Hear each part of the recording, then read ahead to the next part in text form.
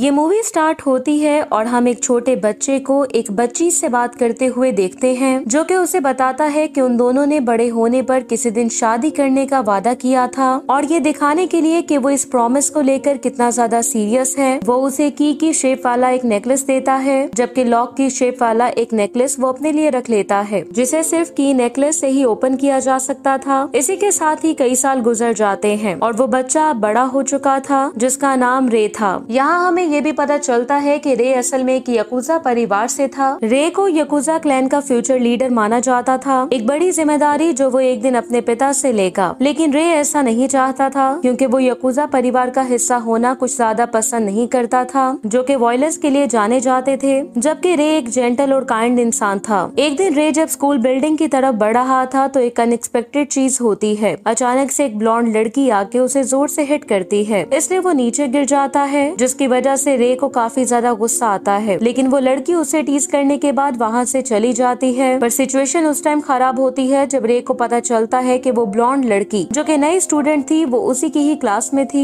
जिसका नाम चीटो था। चीटो असल में न्यूयॉर्क से आई थी, इसलिए उसकी पर्सनालिटी भी बिल्कुल वेस्टर्नर्स जैसी थी और इसी वजह से वो काफी ज्यादा आउटस्पोकन थी और टॉम बॉय की तरह बिहेव करती थी। सिर्फ यही नहीं, वो काफी ज्यादा स्ट्रॉन्ग भी थी और रे तो उसके सामने कुछ भी नहीं था। इसी के साथ ही हमें पता चलता है कि रे को अपनी क्लास की एक स्टूडेंट ओनाडा अच्छी लगती थी, जो कि काफी ज्यादा जेंटल और फेमिनिन थी, बिल्कुल वैसी लड़की जैसी उसे पसंद थी। लेकिन कभी भी उसे ओनाडा से अपनी फीलिंग्स शेयर करने की हिम्मत नहीं होती थी, पर उसे उम्मीद थी कि ओनाडा वही लड़की होगी जिसे बचपन में उसने की नेकलेस दिया था, जो कि उसका लॉकेट अनलॉक कर सकती थी। एक रात रे के फादर उस पे बॉम्ब शेल गिराते हैं और उसे बताते हैं कि उनके यकूजा ग्रुप का एक बहुत बड़े न्यूयॉर्क माफिया गैंग से झगड़ा चल रहा था। इसी झगड़े के कारण उन दोनों ग्रुप्स में अक्सर फाइट होती रहती थी। रे यहाँ जब अपने यकूजा ग्रुप के लोगों की हालत देखता है तो हैरान हो जाता है, जिन्हें न्यूयॉर्क माफिया ग्रुप बीहाइव ने फाइट के दौरान काफी ज्यादा इंजर कर दिया था। उसके डैड एक्सप्लेन करते हैं कि इस झगड़े को खत्म करने का सिर्फ एक ही सोल्यूशन है, जो कि थी अरेंज मैरिज, जबकि रे के डैड ने पहले ही बीहाइव गैंग लीडर की बेटी से उसकी शादी तय कर दी थी और अगर रे इससे इनकार करेगा तो उन्हें इसकी भारी कीमत चुकानी पड़ सकती थी। रे अब पूरी तरह से ट्रैप हो चुका था, क्योंकि उसके फादर ने पहले ही ये डील फाइनल कर दी थी और उसके पास उनकी बात मानने के सिवा और कोई ऑप्शन नहीं था। लेकिन जब उसे पता चलता है कि जिस लड़की से उसकी शादी तय हुई थी वो कोई और नहीं बल्कि चीटो थी, तो इस वजह से उसे जोर का झटका लगता है। चीटो भी बिल्कुल उसी की तरह हैरान थी और इस शादी को कैंसिल करना चाहती थी, लेकिन उन दोनों के पिता उन्हें इस बात के लिए फोर्स करते हैं कि उन दोनों गैंग्स में पीस मेंटेन रखने के लिए उन्हें एक दूसरे से प्यार का नाटक करना होगा। इसलिए रे और चीटो सब लोगों के सामने ऐसे प्रिटेंड करने लगते हैं जैसा कि वो एक कपल हो, और ये चीज काफी ऑकवर्ड थी क्योंकि वो दोनों सिर्फ दिखावा कर रहे थे। जबकि चीटो का बॉडीगार्ड क्लॉड भी ये नोटिस कर रहा था कि उन दोनों में सब कुछ ठीक नहीं चल रहा था, इसलिए उसने रे और चीटो की फेक डेट्स के दौरान उन पर कड़ी नजर रखी हुई थी। और जो चीज इस सिचुएशन को ज्यादा कॉम्प्लिकेट कर रही थी वो ये थी कि उन दोनों की पर्सनैलिटीज भी एक दूसरे से बिल्कुल अलग थी। चीटो और रे की एक साथ होने की न्यूज पूरे स्कूल में भी फैल चुकी थी। उनके क्लासमेट्स भी काफी ज्यादा खुश थे, सिवाय ओनाडा के, क्योंकि उसके मन में भी रे के लिए फीलिंग्स थी। जबकि क्लॉड, जिसे अभी भी शक था कि चीटो और रे का रोमांस असली नहीं है, वो स्कूल में भी उन पे नजर रखे हुए था। लेकिन चीटो क्लॉड की स्कूल में मौजूदगी से खुश नहीं थी, क्योंकि इस तरह उसके फ्रेंड्स भी उसे अवॉइड करने लगे थे। चीटो के पुराने स्कूल में भी उसे इस तरह की ही सिचुएशन का सामना करना पड़ा था, जहाँ उसका कोई भी दोस्त नहीं था, क्योंकि क्लॉड हमेशा उसके आसपास मंडलाता रहता था और हर कोई उससे और चीटो के फादर की रेपुटेशन से डरता था। रे जब ये नोटिस करता है तो उसे चीटो के लिए काफी ज्यादा बुरा लगता है, क्योंकि उसे भी उस टाइम बिल्कुल ऐसी ही सिचुएशन का सामना करना पड़ता था जब उसके पिता के ऑर्डर्स पे यकूजा मेंबर्स हर वक्त उसके साथ होते थे। रे चीटो के पास जाता है, जो कि क्लास में अकेली बैठी थी। रे उसे एक नोटबुक देता है जिसमें उनके क्लासमेट्स के बारे में सारी जानकारी थी और रे उसे ये सजेस्ट करता है कि उसे अपने क्लासमेट्स को दोस्त बनाने की कोशिश जरूर करनी चाहिए। ये सुनकर चीटो एक्साइटेड हो जाती है और वो फौरन से रे की एडवाइस को फॉलो करना स्टार्ट कर देती है। लेकिन कहानी में ट्विस्ट उस टाइम आता है जब उसका एक दोस्त एक्सीडेंटली नोटबुक नीचे गिरा देता है, जिसमें सभी स्टूडेंट्स की इन्फॉर्मेशन थी। इससे सबको लगने लगता है कि चीटो के कुछ बुरे इरादे हैं। लेकिन ओनाडा, जिसे पता था कि चीटो सिर्फ अपने क्लासमेट्स के बारे में अच्छे से जानना चाहती है, वो चीटो को उनके ग्रुप को ज्वाइन करने के लिए इनवाइट करती है ताकि वो उसे अपने बारे में सब कुछ बता सके। चीटो इसकी वजह से काफी ज्यादा खुश हो जाती है, क्योंकि उसे आखिरकार नए दोस्त मिल गए थे। अगले दिन एक और नई स्टूडेंट रे की क्लास को ज्वाइन कर लेती है, जो कि काफी ज्यादा खूबसूरत थी और उसका नाम मिरिका था। मिरिका के डैड पुलिस कमिश्नर थे और चीटो की तरह उसके इर्द गिर्द भी हर वक्त गार्ड्स मौजूद रहते थे। लेकिन सबसे ज्यादा हैरान करने वाली चीज ये थी कि मिरिका ओपनली रे की मंगेतर होने का दावा करती है और कहती है कि जल्द ही उन दोनों की शादी होने वाली है। रे भी ये सुनकर शॉक हो जाता है क्योंकि वो तो मिरिका को जानता भी नहीं था। लेकिन तभी वो मिरिका का नेकलेस देखता है जो कि पेंडेंट की तरह ही लग रहा था। इसलिए उसे लगने लगता है कि मिरिका ही वो लड़की है जिससे उसने शादी का वादा किया था। इसी दौरान क्लॉड ने भी मिरिका के अराइवल को नोटिस कर लिया था। वो रे से इसकी एक्सप्लेनेशन मांगता है। रे फौरन से ये बात मानने से इनकार कर देता है कि मिरिका उसकी गर्लफ्रेंड थी और कहता है कि वो तो उसे जानता भी नहीं है। लेकिन क्लॉड उसकी बात मानने के लिए तैयार नहीं था क्योंकि उसे पता था कि वो चीटो से प्यार करने का सिर्फ नाटक कर रहा था। रे उसे समझाने की कोशिश करता है कि वो तो चीटो के प्यार में पागल है और उसकी एक्टिंग भी काफी कमाल की थी। इसलिए चीटो को लग रहा था कि रे वाकई में उससे प्यार करने लगा है, जिसकी वजह से वो काफी ज्यादा खुश हो जाती है और इससे ये बात साफ जाहिर थी कि वो भी रे से प्यार करने लगी थी। इस इंसिडेंट के बाद से वो दोनों बेहतर ढंग से घुल मिल जाते हैं और उनके लड़ाई झगड़े अब काफी कम हो गए थे। लेकिन फिर एक दिन रे उसे अपने प्रॉमिस के बारे में बताता है कि उसने एक ऐसी लड़की से शादी का वादा किया था जिसके पास की नेकलेस था। रे उसे बताता है कि हमेशा से ही उसका इरादा इस लड़की को ढूंढकर अपना प्रॉमिस पूरा करने का था। लेकिन ऐसा लग रहा था कि चीटो उसकी बातों पे ज्यादा ध्यान नहीं दे रही थी क्योंकि उसने अभी तक शादी के बारे में नहीं सोचा था। इसके बावजूद कि उसकी शादी रे के साथ तय हो गई थी, एक दिन रे, चीटो और ओनाडा रे के घर पे मिलकर स्टडी करने का प्लान बनाते हैं। इसलिए चीटो अपने गैंग मेंबर्स के साथ रे के घर पहुंच जाती है जहां याकुजा गैंग मेंबर्स पहले से ही तैयार थे क्योंकि याकुजा क्लैन के फ्यूचर लीडर को प्रोटेक्ट करना उनकी रिस्पॉन्सिबिलिटी थी। लेकिन ये सिचुएशन उस टाइम और ज्यादा टेंस हो जाती है जब मिरिका अचानक से पुलिस स्क्वाड के साथ वहां पहुंच जाती है। पर पुलिस स्क्वाड की ड्यूटी गैंगस्टर हेडक्वार्टर में कमिश्नर की बेटी को प्रोटेक्ट करना था। ये स्टोरी उस टाइम और ज्यादा इंटरेस्टिंग हो जाती है जब याकुजा मेंबर्स चीटो और रे को एक डार्क वेयरहाउस में बंद कर देते हैं ताकि वो एक दूसरे के और ज्यादा करीब आ जाएं। लेकिन उनका ये प्लान काम नहीं करता क्योंकि चीटो अंधेरे में डर जाती है और डर के मारे रे से चिपक जाती है। लेकिन रे उसे हौसला देने के बजाय उसे टीज करने लगता है और कहता है कि टॉम बॉय को कम से कम ब्रेव होने का नाटक तो करना चाहिए। दूसरी तरफ ओनाडा जब अपने घर पे थी तो हमें पता चलता है कि ओनाडा ही वो लड़की थी जिससे रे ने शादी करने का प्रॉमिस किया था और उसके पास की पेंडेंट वाला वो नेकलेस भी था जो कि उसने एक स्पेशल बॉक्स में रखा हुआ था। ओनाडा ने ये सीक्रेट जानबूझ के रे से छुपा रखा था लेकिन वो अलग अलग तरीकों से उसे याद दिलाने की कोशिश करती थी। उसकी इन कोशिशों में से एक ये थी कि वो स्कूल के कल्चरल फेस्टिवल ड्रामा के लिए रोमियो जूलियट थीम सजेस्ट करती है क्योंकि रे ने उस टाइम उसे रोमियो और जूलियट के बारे में बताया था जब उन्होंने अपना चाइल्डहुड प्रॉमिस किया था। टीचर और उसके क्लासमेट्स भी इस आइडिया को अप्रिशिएट करते हैं। जल्द ही रे को रोमियो चुन लिया जाता है लेकिन उसके साथ वो लोग चीटो को जूलियट चुन लेते हैं और ओनाडा मुंह देखती रह जाती है। हालांकि वो डिसअपॉइंट थी लेकिन फिर भी वो रे और चीटो के रोल्स को सपोर्ट करती है जिसकी प्रैक्टिस के लिए रे और उसके दोस्त माउंटेन विला जाने का फैसला करते हैं। शाम को रिहर्सल के बाद वो सब हॉन्टेड हाउस गेम खेलते हैं जिससे ओनाडा को लगता है कि इस तरह वो रे के करीब आ सकती थी क्योंकि उन्होंने गेम में जोड़ी बनाई थी। लेकिन तभी उनका एक दोस्त आके बताता है कि चीटो जंगल में कहीं खो गई है और वो उसे कहीं नहीं ढूंढ सके थे। रे जिसे पता था कि चीटो को अंधेरे में डर लगता है वो फौरन से जंगल की तरफ भागता है और आखिरकार उसे ढूंढने में कामयाब हो जाता है जो कि डर के मारे कांप रही थी। इसलिए रे अब चीटो के साथ टाइम स्पेंड करने लगता है। रे जो कि चीटो का सीक्रेट क्रश था वो उससे अपनी फीलिंग्स शेयर करने की कोशिश करती है और कहती है कि वो रियल में एक कपल है। लेकिन रे उस तरह से रिस्पॉन्ड नहीं करता जिसकी चीटो को उम्मीद थी। वो उसका मजाक उड़ाने लगता है और कहता है कि वो एक अच्छी जोड़ी नहीं बन सकते। ये सुनकर चीटो को काफी ज्यादा दुख होता है और वो वहाँ से चली जाती है। वो जब अंदर आती है तो उसे एक बार फिर से अपनी सैडनेस को छुपाना पड़ता है क्योंकि वो ओनाडा को वही नेकलेस पहने हुए देखती है जिसके बारे में रे ने उसे बताया था और ये चीज उस पर बिजली बन के गिरती है कि ओनाडा और रे एक दूसरे को पसंद करते हैं। इसलिए वो जूलियट का रोल छोड़ने का मुश्किल फैसला लेती है ताकि ओनाडा उसकी जगह ले सके और इसी के साथ ही उसने न्यूयॉर्क वापस जाने का फैसला कर लिया था। अगले दिन रे और उसके दोस्त परफॉर्मेंस से पहले फाइनल रिहर्सल करते हैं लेकिन चीजें उस टाइम बदल जाती हैं जब ओनाडा के गिरने के कारण उसका पैर इंजर्ड हो गया था जिसकी वजह से ओनाडा प्रैक्टिस जारी नहीं रख सकती थी। इसलिए उसे ड्रामा से क्विट करना पड़ता है। इसके बाद वो चीटो को जूलियट का रोल वापस लेने का कहती है क्योंकि जल्द ही उनकी परफॉर्मेंस स्टार्ट होने वाली थी और उनके पास रिप्लेसमेंट ढूंढने के लिए ज्यादा टाइम नहीं बचा था। इसलिए ना चाहते हुए भी चीटो एक बार फिर से जूलियट का रोल करने के लिए मान जाती है। जल्द ही परफॉर्मेंस वाला दिन आ जाता है। यहाँ याकुजा गैंग और बिहाइव गैंग के काफी ज्यादा लोग चीटो और रे को स्टेज पर एक साथ देखने के लिए मौजूद थे। वो दोनों काफी नर्वस लग रहे थे लेकिन फिर भी वो फ्लॉलेस परफॉर्मेंस देने की पूरी कोशिश करते हैं जिससे स्टेज पर सब चीजें ठीक होने लगती हैं। लेकिन तभी अचानक से चीटो अपनी फीलिंग्स को शेयर करने लगती है, जो कि जूलियट के कैरेक्टर से काफी अलग था। इसी के साथ ही रे भी इनडायरेक्टली अपनी फीलिंग्स को शेयर करता है, जिसकी वजह से उन दोनों में झगड़ा होने लगता है। ऑडियंस को लग रहा था कि ये सब कुछ ड्रामा का हिस्सा है, इसलिए वो सब तालियां बजाने लगते हैं, क्योंकि उनके लिए चीटो और रे की परफॉर्मेंस काफी अमेजिंग थी। लेकिन इससे चीटो और रे को अपनी मिस्टेक का एहसास होता है और वो वापस ट्रैक पे आ जाते हैं और रोमांटिक सीन करना जारी रखते हैं। ओनाडा, जो कि उनकी परफॉर्मेंस को देख रही थी, वो इस वजह से जेलस होने लगती है कि जिस लड़के को वो पसंद करती थी वो किसी और लड़की के साथ रोमांस कर रहा था। चीटो को भी इस चीज का एहसास हो चुका था, इसलिए ड्रामा की परफॉर्मेंस के बाद चीटो रे को स्कूल की छत पे मिलने का कहती है, जहाँ उसका प्लान उसे ये बताने का था कि वो उसी रात न्यूयॉर्क जाने वाली थी। रे, जो कि चीटो की बात से थोड़ा पजल हो गया था, वो छत पे आता है ताकि वो ये जान सके कि उसकी बात का क्या मतलब था। लेकिन तभी वो देखता है कि ओनाडा वहाँ उसका वेट कर रही थी। ओनाडा यहाँ ये कन्फेस करती है कि वो वही लड़की है जिससे उसने प्रॉमिस किया था और उसे वो की नेकलेस भी दिखाती है, जो कि बिल्कुल रे के नेकलेस से मैच हो रहा था। वो रे को बताती है कि इस समय भी उसके मन में उसके लिए फीलिंग्स हैं। रे ये सुनकर काफी ज्यादा खुश हो जाता है, क्योंकि आखिर उसे वो लड़की मिल गई थी जिससे उसने चाइल्डहुड प्रॉमिस किया था। वो इतने सालों तक उसे पसंद करने के लिए ओनाडा को थैंक्स कहता है। लेकिन कहानी में ट्विस्ट उस टाइम आता है जब उसे ओनाडा के प्यार को ठुकराना पड़ता है, क्योंकि अब वो चीटो से प्यार करने लगा था, जिसके लिए वो पूरी ईमानदारी से उससे माफी मांगता है। ओनाडा उसके इस डिसीजन को समझ सकती थी, इसलिए वो उसे माफ कर देती है, क्योंकि उसके लिए सबसे इम्पोर्टेंट ये चीज थी कि उन्हें अपनी फीलिंग्स के बारे में ऑनेस्ट होना चाहिए। और वो रे की खुशी के लिए उसे गुड लक विश करती है, क्योंकि उसे रियलाइज हो चुका था कि उसका दिल अब चीटो का है। रे फौरन से उसके पीछे जाता है और इसमें उसके और मिलिका के बॉडीगार्ड्स उसकी हेल्प करते हैं ताकि उसे ट्रैफिक से निकलने में आसानी हो और चीटो के न्यूयॉर्क जाने से पहले वो उस तक पहुंच सके। लेकिन कहा जाता है कि सच्चा प्यार हमेशा कोई रास्ता खोज लेता है। यहाँ क्लॉड रे और उसके बॉडीगार्ड्स के सामने आ जाता है। वो नहीं चाहता था कि रे चीटो के पीछे जाए, क्योंकि उसे लग रहा था कि रे ने अपने प्यार के नाटक से चीटो को हर्ट किया था। इसलिए वो गन पॉइंट पर रे को चीटो के लिए अपने प्यार को प्रूव करने का कहता है। लेकिन रे पीछे हटने के लिए तैयार नहीं था, यहाँ तक कि वो क्लॉड को उसे शूट करने का चैलेंज करता है। उसके मजबूत इरादे को देखते हुए क्लॉड ट्रिगर खींच लेता है, लेकिन उस गन में बुलेट्स नहीं थी। क्लॉड को भी आखिरकार यकीन हो जाता है कि रे वाकई में चीटो को पसंद करता है, इसलिए वो उसे उसके पीछे जाने की परमिशन दे देता है। दूसरी तरफ चीटो अपने फादर के प्राइवेट जेट में थी, जो कि टेक ऑफ के लिए तैयार था। तभी वो रे को देखती है, जो कि प्लेन के पीछे भाग रहा था और उसका नाम लेकर बर्फीली रात में मुसलसल उसका पीछा कर रहा था।